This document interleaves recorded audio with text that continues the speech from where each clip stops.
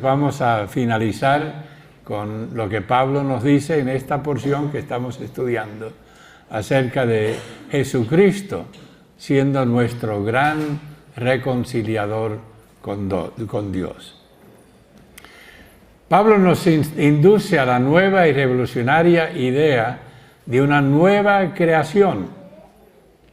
Nos dice él en estas palabras: y él, Jesucristo, es la cabeza del cuerpo, que es la iglesia. Interesante concepto, vamos a estudiarlo, porque esto es importante.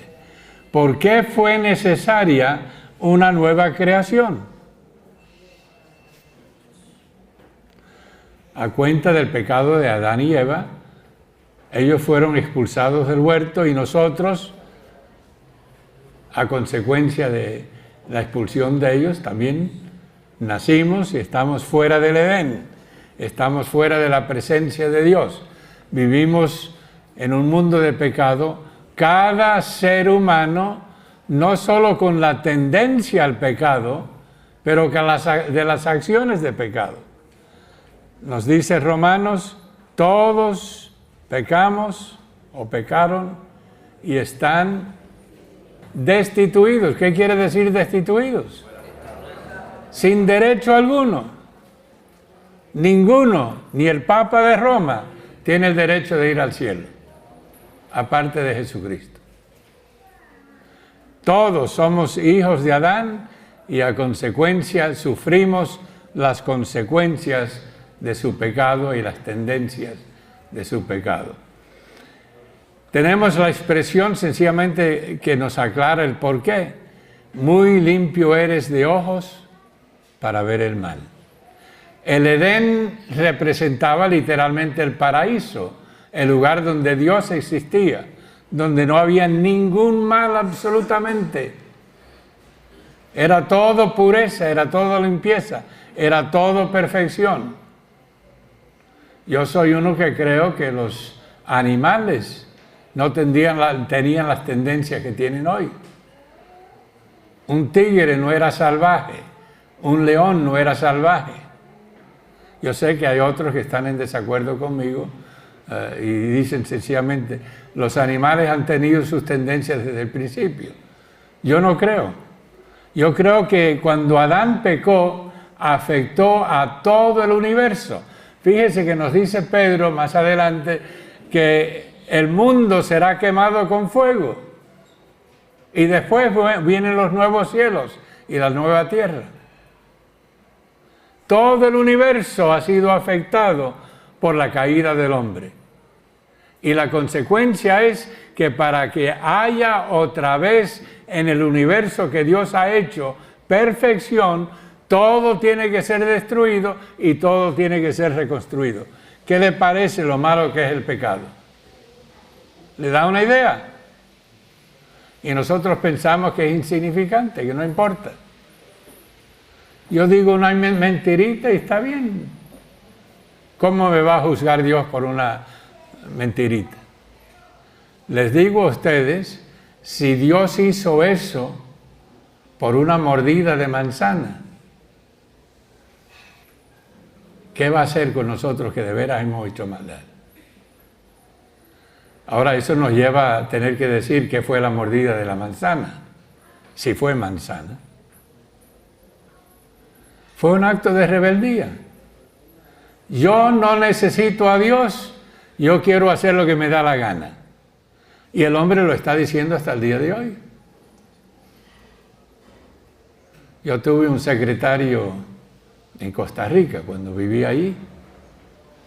Se llamaba Noé.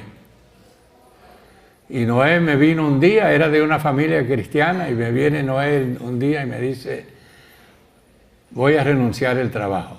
¿Qué pasa? ¿No te gusta como yo te dirijo? ¿No te gusta tu jefe? Él dijo: no, ese no es el problema. Bueno, ¿por qué te vas? ¿Te han dado mejor empleo? Porque él se iba para El Salvador. Interesante el nombre, ¿no?, del país a donde él se iba. Y dijo: me voy para El Salvador. Y yo le pregunto: ¿y qué vas a hacer con tu esposa? Estoy cansada de ella. Y tus hijos, que ella los cuide. ¿Y te han dado empleo allá en El Salvador? No, no me han dado nada. ¿Y por qué te vas? Yo quiero irme a donde yo puedo hacer lo que me da la gana. La misma actitud de Adán y Eva en el huerto del Edén. No querían los controles de Dios. Y es esa rebeldía contra Dios que es el pecado peor que hay. Donde yo digo, no me hace falta Dios. Yo quiero lo mío. Y yo voy a hacer lo mío. Y eso fue lo que escogieron Adán y Eva. Entonces, muy bien, si escoges separarte de mí, ahora las consecuencias. ¿Qué tienes? Maldición. La mujer, ¿qué va a hacer? Tener dolores con todas sus preñeces. ¿Qué significa eso? Cada hijo que tiene le va a dar dolor. No solo en el parto, toda la vida. Y la familia va a tener toda clase de problemas. Y tú vas a ser responsable a tu marido. Y tu marido te mandará. Es raro que una mujer le pegue a un hombre. Pero qué común es que los hombres peguen a las mujeres y las maltraten. Y ahí está, viene en Génesis, el capítulo 3, y el hombre, todos los días de tu vida, vas a recibir el pan por el sudor de tu frente, y espinos y cardos tendrás toda la vida. Y hasta el día de hoy se ha cumplido esa palabra. La vida es una lucha. No importa dónde tú estés, la vida es una lucha. Y cuando más pensamos, ahora voy a triunfar, los espinos y los cardos parecen acabar con todos los buenos planes. ¿Y qué dice Salomón en Eclesiastés? Todo es vanidad de vanidades. Una vanidad tan terrible que se tiene que explicar doblemente. Así es la vida. Y eso vino a qué? A consecuencia de ese pecado de Adán y Eva, donde quisieron dirigir sus propias vidas. Eso es lo que implicaba la mordida de la fruta. Era un desprecio de Dios, un desecho de Dios, un deseo de vivir independientemente. Y ya lo voy a decir ahora, San Agustín de Hipona, uno de los grandes líderes de la iglesia, cuando la iglesia, que ahora se llama católica, era buena y cristiana y seguía fielmente al Señor. La iglesia a través de los primeros 1000 años fue apartándose de la Biblia, pero para los tiempos del IV siglo, donde vivía San Agustín de Hipona, todavía era una iglesia fiel a la Biblia y fiel a Dios. Así que no condenemos a todos los santos sencillamente porque los últimos salieron malos. Tuvimos hombres muy, muy de Dios en los primeros siglos y San Agustín fue uno de ellos. Y él hace un estudio en la Ciudad de Dios acerca de estos capítulos de Génesis que estamos mencionando ahora. Y cuando él llega a la vida de Caín y la familia de Caín, él hace una observación muy interesante. Una observación en contraste con los hijos de Set, porque si te acuerdas, en el capítulo 5, con Set empezaron los hombres a buscar a Dios. Pero antes de eso, en el capítulo 4, tienes toda la descripción de la familia de Caín. Y dice Agustín, la humanidad, nótese el término, la humanidad se divide en dos clases, únicamente dos clases de personas. No hay nada en el intermedio, dos clases de personas. Los que se aman a sí mismos y desprecian a Dios. O aquellos que se desprecian a sí mismos por sus debilidades, sus pecados, sus necesidades y aman a Dios, que somos nosotros. Y así es hasta el día de hoy. El mundo sigue dividido, aún en Cuba sigue dividido de la misma forma. O amamos a Dios y le seguimos, o nos amamos a nosotros mismos y despreciamos las cosas de Dios. ¿Por qué creen que hay tantos inconversos en el mundo? ¿Por qué hay tanta maldad en el mundo? ¿Es la culpa de Dios? ¿Es la culpa del diablo? No, no es la culpa del diablo. Es lo que el hombre ha escogido. El diablo lo que hizo fue abanicar sus deseos, ¿no? Ese es el único poder que tiene el diablo. El diablo no tiene el poder para hacerle a nadie pecar. Todo hombre peca porque él quiere pecar, de su propio deseo. Ahora les estoy dando un poquito de teología bíblica, ¿no? Pero escuchen, porque esto es lo que enseña Pablo en Romanos. No te estoy diciendo nada separado de lo que nos dice la palabra de Dios. Y por lo tanto, cuidado con el pecado. Porque el pecado tiene un solo poder y ese poder es para destruir.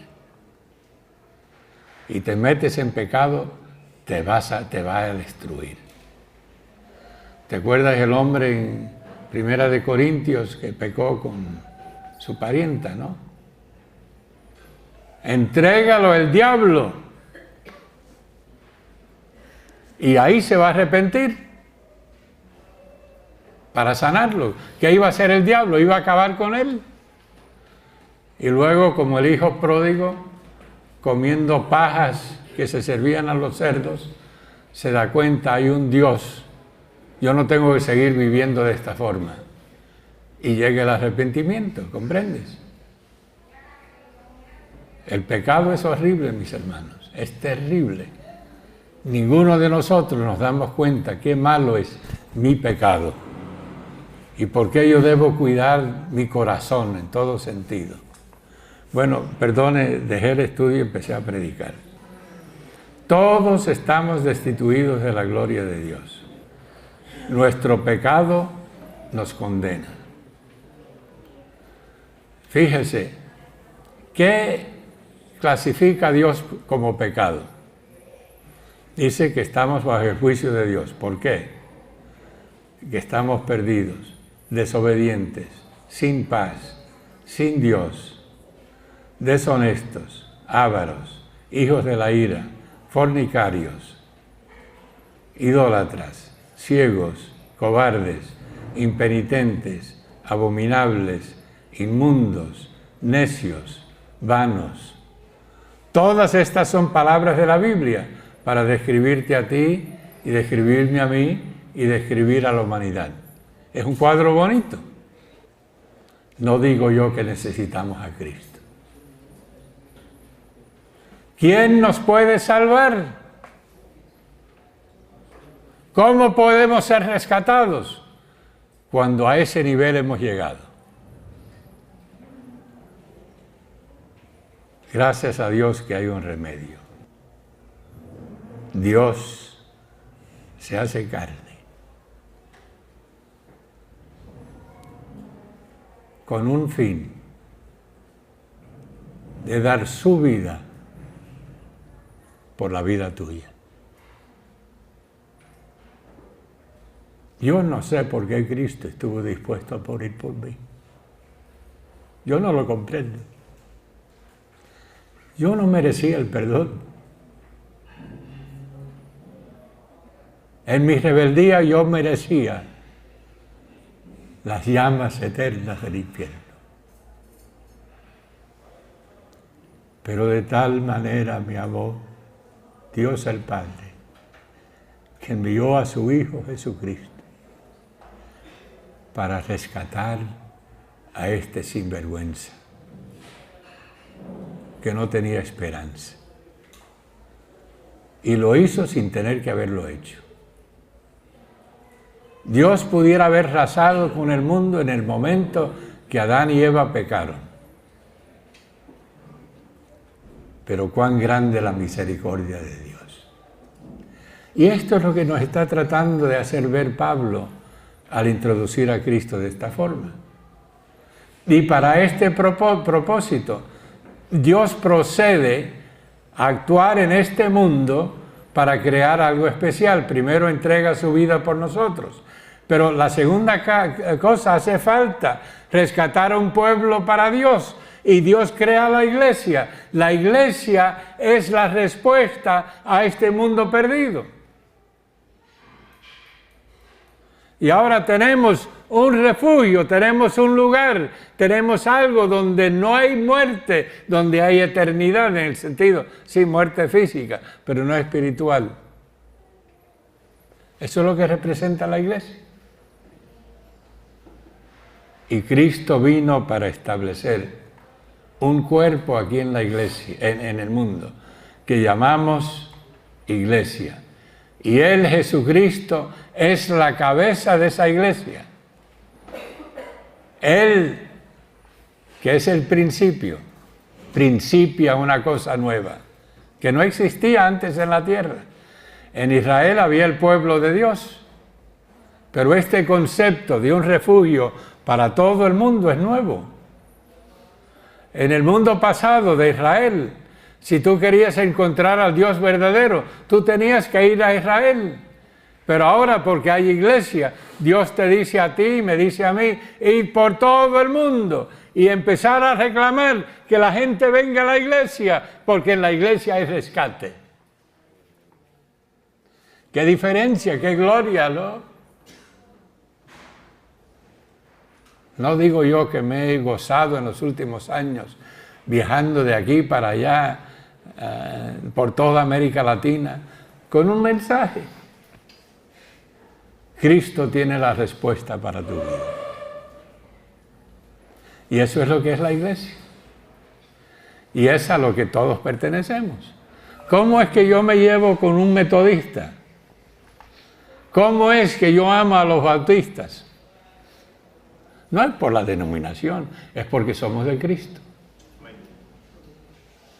Y todos somos iglesia de Cristo. No importa la denominación que tú perteneces. Eso es muy secundario. Lo importante es que Cristo me ha encontrado y me ha hecho miembro de su cuerpo, que es la iglesia. Y yo pertenezco a esa iglesia. Y si tú eres hijo de Dios, somos hermanos. Somos hermanas. Esa es la realidad. ¿Qué invento es la iglesia, mis hermanos? ¡Qué gloria es ser parte de la iglesia! ¡Qué increíble! Que eso incluye a los chinos, incluye a los rusos, incluye a los italianos, incluye a los africanos, no importa el color, no importa el lugar, ahí hay iglesia donde hay refugio en Cristo para todos.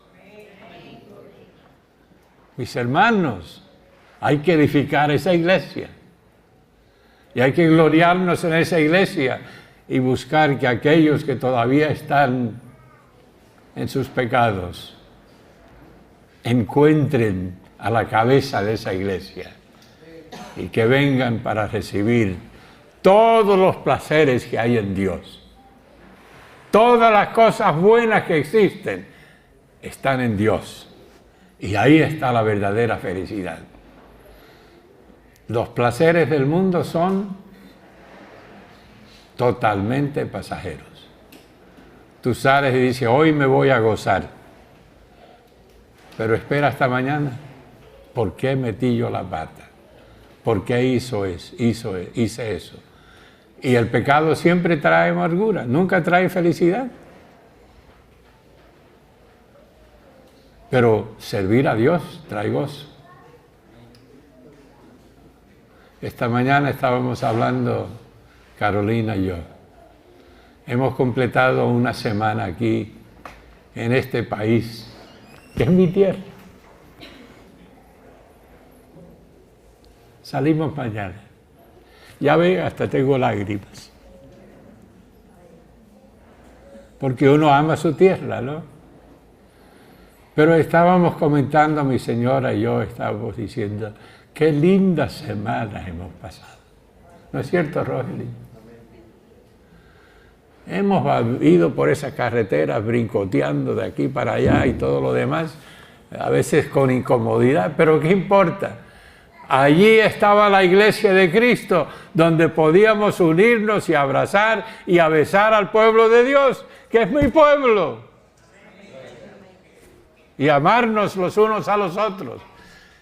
¿Qué visión más pequeña tenemos cuando pensamos que solo las iglesias de los pinos valen? O las iglesias bautistas valen, o las iglesias metodistas, sea la que sea. Como si esa fuera la... No, es la iglesia de Cristo la que vale. Y pertenecer a esa iglesia es donde nosotros encontramos toda clase de placer y verdadera comunión y unión. Bueno, ahí me estoy predicando otra vez, perdóname. Pero estas cosas me entusiasman, mis hermanos. Esto me entusiasma. No solo fue el primero, sino el que principia y da origen a la iglesia. Él crea la iglesia. Y interesante, tiene todo tipo de figuras, pero casi todas tienen la misma cosa. La cruz en Cristo en el medio, ¿no? Es por Cristo que tenemos esa iglesia. Y tiene un fin, rescatarnos a nosotros que nos estábamos ahogando. Como dice Efesios, estábamos muertos en nuestros delitos y pecados. Y ahí viene Cristo para redimirnos precisamente por un amor inexplicable.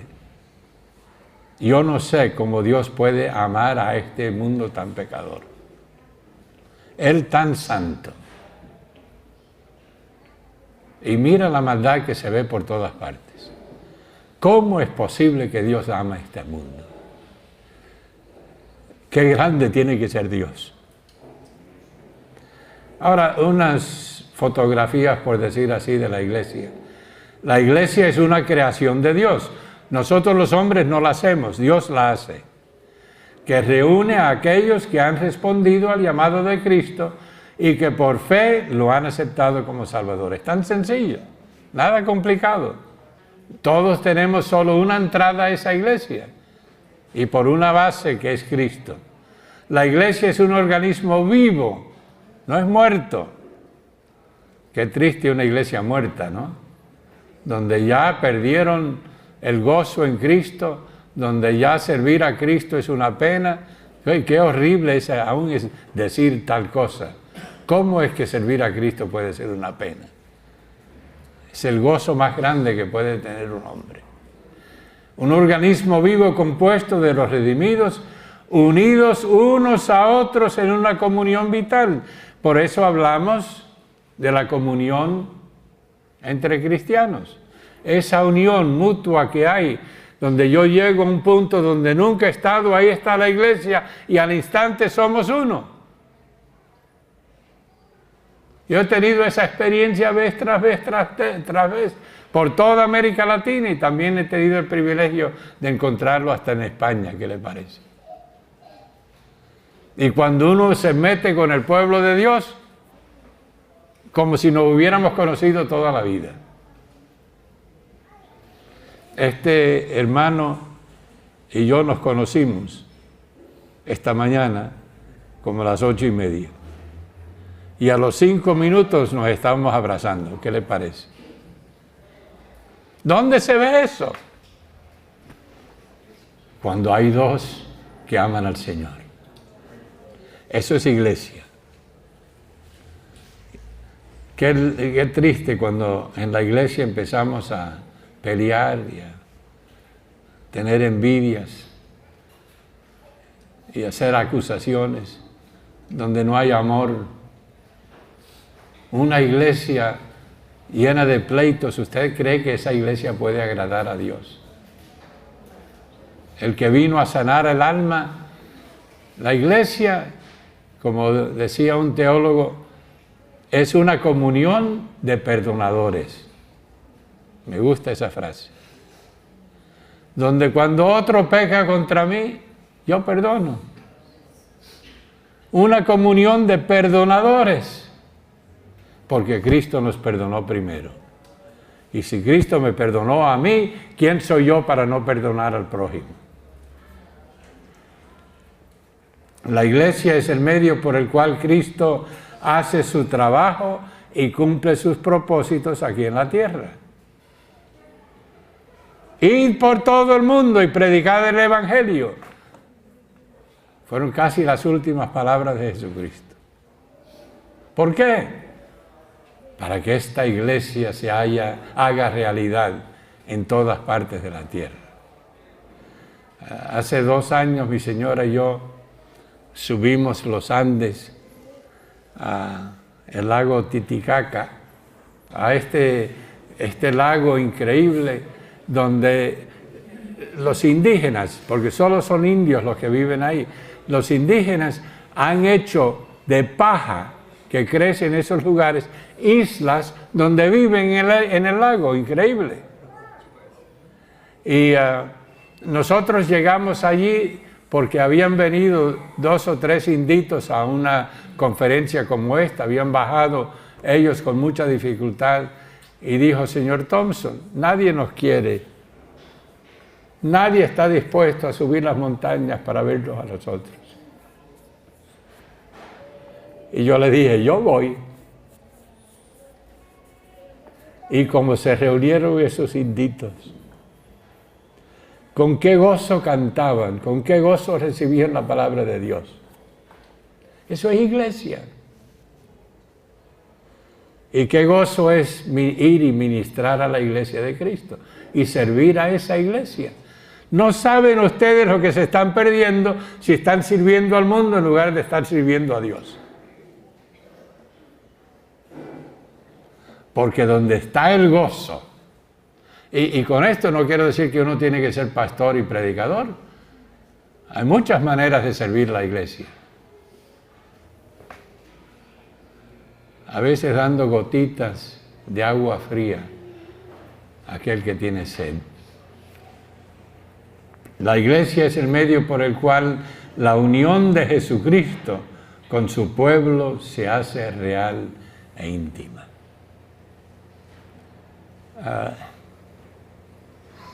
¿No creen que estamos sintiendo algo de esto ahora mismo? Donde Cristo está en comunión, donde estamos disfrutando de Cristo ahora mismo. Esto es la iglesia. Y esto es lo que debemos representar cada uno de nosotros que somos pastores. Cada vez que compartimos la palabra de Dios, esa palabra debe habernos llenado tanto como pastores individuales, que tenemos un gozo grandísimo al compartirla con la congregación o con otros. Jesucristo con su pueblo se hace real. Y ya es más que palabras. Esto llega a tener sentido y llegamos a comprender quién es Él. Y el canto de Apocalipsis. Cuánto me gusta este texto. Tú fuiste inmolado. ¿A qué costo nos vino todo lo que estamos diciendo? Y con tu sangre nos has redimido para Dios, de todo linaje y lengua y pueblo y nación, y nos has hecho para nosotros, o para nuestro Dios, reyes y sacerdotes, y reinaremos sobre esta tierra. No solo nos ha redimido el Señor Jesucristo, pero un día vamos a reinar con Él sobre la tierra, sobre los ángeles. Dice Pablo, mis hermanos, yo no puedo comprender todos estos beneficios, pero qué lindo es el Evangelio, qué promesas nos da, qué gozo viene por parte de Cristo para nosotros. Somos redimidos de toda lengua. Imagínense, mis hermanos, yo soy un guajirito nacido ahí en Placetas, en la Manigua cubana. Ese es mi origen.